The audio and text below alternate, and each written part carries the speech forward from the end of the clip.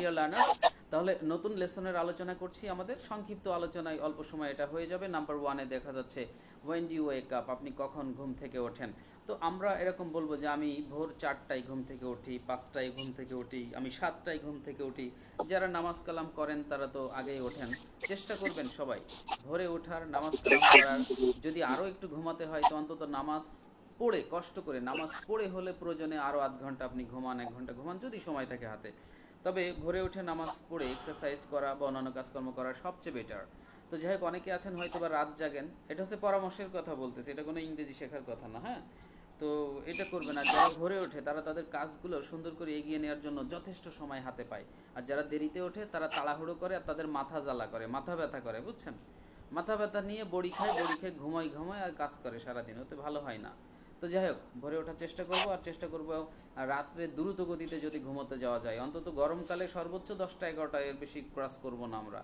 এই যে যেমন আমাদের ক্লাসের স্বার্থে, কাজের স্বার্থে আজকে লেট হচ্ছে, চেষ্টা করবেন সকাল সকাল ঘুমোতে যাবার, সকাল সকাল ওঠার। আলহামদুলিল্লাহ ভালো কিছু হবে। ওকে, তাহলে হোয়েন ডু ওয়েক আপ, আপনি কখন ওঠেন? আমি ভোর 5টায় উঠি বললাম। এখন ইংরেজি হবে I wake up at 5 AM।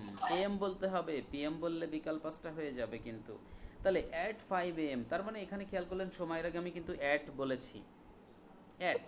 তাহলে সময়ের পূর্বে অ্যাট বসে, খেয়াল রাখবেন। আমি 4:30টায় উঠি, আই ওয়েক আপ অ্যাট 4:30, কিন্তু এই AM বা পিএম আমার পরামর্শে কোনো কিছু বলার দরকার নেই।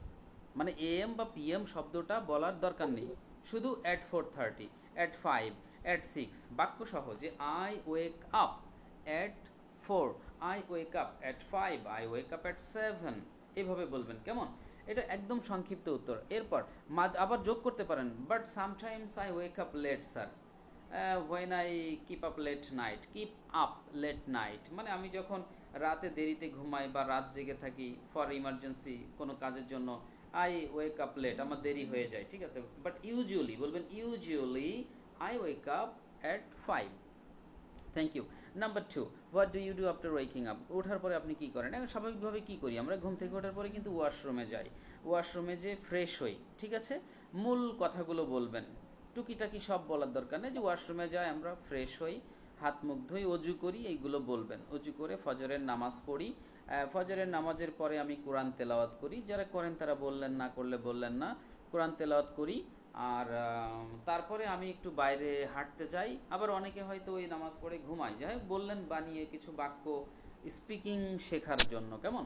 তাহলে আই আফটার, এখান থেকে শুরু করবেন, after waking up, after waking up I go to washroom, এরকম বলবেন।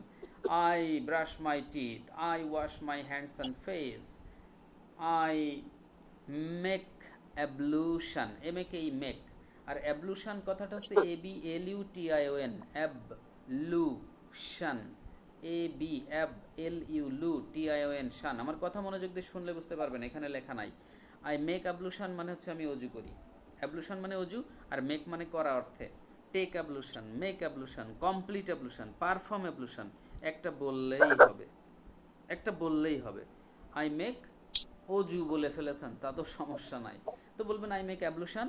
এরপরে আই পারফর্ম মাই ফজর প্রেয়ার, পারফর্ম বলবেন তাহলে স্ট্যান্ডার্ড হবে, আই পারফর্ম মাই ফজর প্রেয়ার। কেউ বলে স্যার আমি কমপ্লিট বললে হবে না, কমপ্লিট মাই ফজর প্রেয়ার, হ্যাঁ হবে, সহজে কিছু একটা বলে বোঝাতে পারলে হবে। তাহলে আই পারফর্ম মাই ফজর prayer and then I recite the holy Quran, recite, RICET, RECIT, recite মানে তেলাওয়াত করা। না পারলে বলবেন আই রিড, আমি পড়ি, আই রিড দ্য হোলি কোরআন, আমি কোরআন পড়ি। অ্যান্ড আফটার দ্যাট, তারপরে I go out for a walk, আমি বাইরে হাঁটতে যাই, আই টেক এক্সারসাইজ, আমি ব্যায়াম করি, ইত্যাদি ইত্যাদি বানিয়ে বলবেন, এইটুকুই বললে হবে। আচ্ছা, এবার নাম্বার 4-এ দেখেন ওই প্রশ্নটা আছে, do you take exercise and, হয় আপনি কি ব্যায়াম করেন, অ্যান্ড হোয়াই, এবং কেন ব্যায়াম করেন? বলবেন ইয়েস, বানিয়েই বললেন yes sir I take exercise. যারা ইররেগুলার আছেন তারাও বললেন যে মাঝে মাঝে, yes sir I take exercise and I think it is very good for health, এটা স্বাস্থ্যের জন্য ভালো। ইট কিপস আস স্ট্রং, এটা আমাদের স্ট্রং রাখে। ইট গিভস আস এনার্জি, এটা আমাদেরকে এনার্জি দেয়। ইট প্রিভেন্টস ডিজিজ, এটা রোগ প্রতিরোধ করে। আই ফিল ফ্রেশ, আমার ফ্রেশ লাগে। ছোট ছোট কথা বানাবেন, নিজের মতো করে বাংলায় ভাববেন, তারপরে বানাবেন, প্র্যাকটিস করবেন স্পিকিং ভাষায়। Number 5, what do you do in the afternoon, আপনি আফটারনুনে কী করেন, বিকালে? বললেন যে in the afternoon sir, as I am busy for office, যারা চাকরি করেন তারা বললেন যে afternoon my office breaks up, মানে ভেঙে যায় বা শেষ হয়, অফিস ছুটি হয়। I come back to my home, আমি বাসায় ফিরে আসি, আই ফ্রেশন আপ, আমি ফ্রেশ হই, অথবা আই টেক শাওয়ার, আমি আবার শাওয়ার নিই, আই টেক রেস্ট, আমি বিশ্রাম নিই, I take some light foods, আমি হালকা খাবার খাই, I take coffee tea etcetera. অথবা স্টুডেন্ট যারা, ওরা বললো যে in the afternoon I go outside, I meet my friends, I gossip with my friends, I play football, আমি ফুটবল খেলি, অথবা আই ভিজিট ডিফারেন্ট প্লেসেস। আর বাড়িতে যারা হাউস ওয়াইফ তারা বললেন যে আমি বিকালে বিশ্রাম নিই, সামটাইম আই ওয়াচ টেলিভিশন, অথবা আই রিড বুকস, হ্যাঁ, I play with my children. কিছুটা বানিয়ে বললে হবে, সমস্যা নাই, আপনার মতো করে। তাহলে এইভাবে আমার মনে হয় যে আপনারা প্রশ্ন পাঁচটাই বুঝে নিয়েছেন যে প্রশ্নগুলো আপনাদের কাছে কি চাইছে।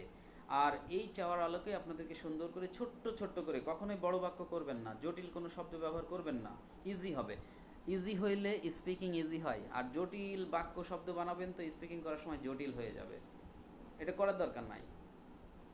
সো এইভাবে চমৎকার একটা প্রিপারেশন আগামী ক্লাসের জন্য আপনারা নেবেন, এটা আমি গ্রুপে দিয়ে দিব, ঠিক আছে? আশা করছি এটা আপনাদের জন্য সহজ হবে। আর নিজেরাই তৈরি করবেন, আজকে যেমন সুন্দর পারফরমেন্স করেছেন মাশাল্লাহ সবাই, এবং আমি আপনাদের এই পারফরমেন্সে খুশি। মুখস্থ করে বলেন আর বানিয়ে বলেন, বলেছেন তো, এটাই সবচেয়ে বড় কথা। তার মানে কি, আপনারা ওবিডিয়েন্ট, ডিউটিফুল, এবং শেষ পর্যন্ত যদি সিনসিয়ার থাকেন এরকম, ভালো কিছু হবে আলহামদুলিল্লাহ। সো ডিয়ার লার্নার্স, এইটা মোটামুটি যে যতটুকু আলোচনা করছি আমরা এটার রেকর্ড রাখার চেষ্টা করেছি, 5-6 মিনিটের হবে, শর্ট, সমস্যা নেই, এটা আমি আপনাদের গ্রুপে দিয়ে দেওয়ার চেষ্টা করব। আর ওই যে এতক্ষণ যা পারফরমেন্স করেছিলেন, কেউ ভালো করেছে কেউ মন্দ, কারোর উল্টাপাল্টা হয়েছে, ওইগুলো রেকর্ডের দরকার হয় না, কারণ ওটা তো একজনের বাড়ির পড়া দিচ্ছে, তাই ওটার রেকর্ডিংয়ের দরকার নাই, ঠিক আছে? এইটাই। আর এই যে মূল জিনিস আলোচনা করলাম, মূল লেসন, প্রতিটা নতুন লেসনের আমরা রেকর্ড রাখবো, কেমন? আর পুরা রেকর্ড রাখতে গেলে অনেক বড় হয়ে যায়, সেটা অনেক সময় ওপেন হইতেও ঝামেলা হয়, সমস্যা হয়, এটা এই আর কি। তো যাই হোক, আশা করি আপনারা বুঝতে পেরেছেন আমাদের আজকের টাস্ক। এবার আমাকে আপনারা ছুটি দিয়ে দেবেন, আপনাদেরকেও আমি ছুটি দিচ্ছি। তবে পরিশেষে যদি কারোর কোনো প্রশ্ন জানার থাকে, আমি 1 মিনিট টাইম দিচ্ছি। Yes, you can ask me, anybody please. তারপরে আমরা বিদায় নিব। কারো যদি কোনো কোশ্চেন থাকে বলতে স্যার পারেন, আজকের class related. Sir yes please. আসসালামু আলাইকুম স্যার। 17 তারিখে দেখলাম একটা ক্লাস উদ্বোধন হবে ফ্রি। হ্যাঁ, ওটা ফ্রি ক্লাস, মানে কি আসলে আমাদের ক্লাসটা মূলত কেমন হয় এবং আমরা কেমন ক্লাস নিই, আমাদের মডিউলটা কেমন। আমি যে আপনাদেরকে ক্লাস নিচ্ছি, ধরুন আপনি আমার কাছে ইংরেজি শিখবেন বা আমি আপনার কাছে ইংরেজি শিখবো, আপনি আমার টিচার। এখন আপনি কেমন টিচার, কথা ঠিকমতো বলতে পারেন কি না, কীভাবে শেখান, আপনার শেখানোটা ইজি কিনা, আপনার বাচনভঙ্গি কথাবার্তা পরিষ্কার কিনা, আপনি যে সিস্টেমে কোনো কিছু বোঝান এটা শিক্ষার্থীরা আসলে সহজে নিতে পারে কিনা, এই যে অনেক ব্যাপার আছে না। তো আগে তো এরকম সুযোগ ছিল না যে একজন টিচারকে যাচাই করার কোনো সুযোগ, এখন কিন্তু অনলাইন প্ল্যাটফর্মে যাচাই করার সুযোগ আছে। এই যে একটা ফ্রি ক্লাস দিব, হয়তো অনেকে নতুন, যারা যারা আপনারা তো আমাদের সাথে অলরেডি এনগেজ হয়ে গেছেন পেইড কোর্সে, আপনাদের এটা প্রয়োজন নাই, বাট নতুন যারা, তাদের তো একটু ধারণা রাখা প্রয়োজন, মানুষ ধারণা নিতে চায়। তো যে কারণে আমরা মাঝে মাঝে ফ্রি ক্লাসের আয়োজন করি আমরা দেখাই যে আসলে আমাদের ক্লাস মডিউলটা এরকম, আমরা এইভাবে সহজে শেখানোর চেষ্টা করি, এবং আমাদের সাফল্যের যে পূর্বের যে প্র্যাকটিক্যাল যে হিস্ট্রি রয়েছে সেটা অনেক সময় শেয়ার করি যে আলহামদুলিল্লাহ অনেকেই সফল হয়েছে। তবে আমি বলি যে সবাই সফল নয়, তার পেছনে কিছু কারণ থাকে। তো সেই কারণটা হইতে পারে শিক্ষার্থীর নিজস্ব কারণ, অথবা তার ইররেগুলারিটি, অথবা সে শুধুমাত্র ক্লাসে অ্যাটেন্ড করে, হোমওয়ার্কটা করে না, এরকম আছে আপনাদের মধ্যেও থাকবে না, যে ক্লাসে আসে কিন্তু বাসার কাজ করে না আবার ঠিকঠাক মতো। তো এরকম অনেক কারণ থাকে যে কারণে তারা হচ্ছে ফাইনালি আসলে ফল করে, মানে এক্সপেক্টেড সাকসেস তারা পায় না, কাঙ্ক্ষিত সাফল্য। তো এইটা দেখানোর জন্য আমরা মাঝে মাঝে ফ্রি সেশনের আয়োজন করি। তো স্যার সেখান আমার থেকে জিজ্ঞাসা যতটুকু, হলো আমরা কি অ্যাটেন্ড করব কিনা, না আমরা অ্যাটেন্ড করব সে কিনা। উত্তর আমি এর মধ্যে বলে ফেলেছি, আপনাদের প্রয়োজন নাই, আপনি মনে হয় খেয়াল করেছেন কিনা আমি জানি না, ছোট্ট করে বলে জি ফেলেছি। স্যার। খেয়াল করবেন, আমার কথা মনোযোগ দিয়ে দেখবেন, অনেক কিছুই থাকে কথার মধ্যে। আচ্ছা, তো যেটা বলছিলাম, তো সেটা হচ্ছে যে এইগুলো দিলে কি হয় যে অনেকের বুঝতে সুবিধা হয়, যে কারণে আমরা এই ধরনের সেশনটা দিয়ে থাকি। আর লাস্টে আপনাকে আমি প্রশ্ন করতাম আমার কথা শেষে, তো আপনি এটা কেন জানতে চাইছিলেন, তা যার প্রশ্ন তো আপনি ঠুক করে ভিতরে আবার বলেই ফেললেন। তো ঠিক আছে, তাহলে তো ক্লিয়ার হয়ে গেল। আচ্ছা, আর কারোর কোনো প্রশ্ন আছে কিনা প্লিজ? এনিবডি এলস প্লিজ, আর কোনো কোশ্চেন আছে কিনা, মানে মূলত আমাদের আজকে ক্লাস রিলেটেড, যদি কোনো